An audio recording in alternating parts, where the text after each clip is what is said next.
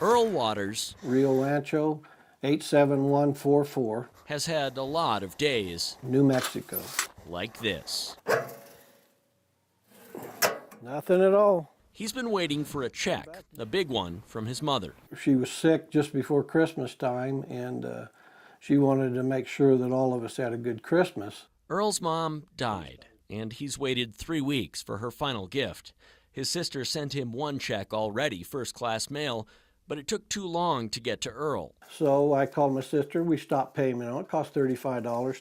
The canceled check arrived the next day, so they tried again. Told her, go ahead and send it back to me, certified mail. That way we'll have a tracking number on it, and that way we'll know where it's at all times. After more than a week with no check, Earl checked with the Postal Service, and what he found amounts to quite the journey. Since December 18th, the check has gone from Victorville, California, where his sister lives, all the way across country to New York City, and then to Albuquerque, and then back to New York City, and then back to Albuquerque, back to New York City, and back to Albuquerque. Like I said, I'm almost 70 years old, and I can't wait till 80 to get this. Earl says he tried to stop the cycle. From Albuquerque, Rio Rancho, I went there personally. I called a post office in New York. I called a place in Washington, D.C. The answer he got? They said, well, we can't do anything about it.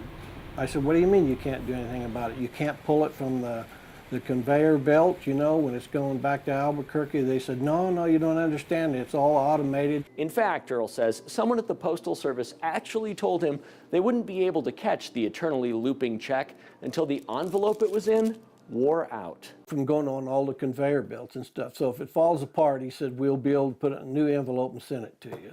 We asked the post office Tuesday why they couldn't deliver the check. They wouldn't talk to us on camera, but they delivered the blame right to Earl's front door. Take a look at the address on the envelope from the first check. That part that says Northwest Rio Rancho, it should just say Rio Rancho, and that's why the Postal Service says the latest check kept looping. It doesn't explain why one letter got to him and the other didn't. It doesn't explain why no one from the Postal Service could tell that to Earl, leaving him watching as his letter bounced around the country. And we'll see where it is today. And it doesn't explain why. It finally got here after all this time. A day after we called, the Postal Service found the letter and delivered it. Sorry for the inconvenience of that. Along with an apology for his trouble and a helpful reminder to make sure you address your mail properly. On special assignment, Matt Grubbs, KRQE News 13.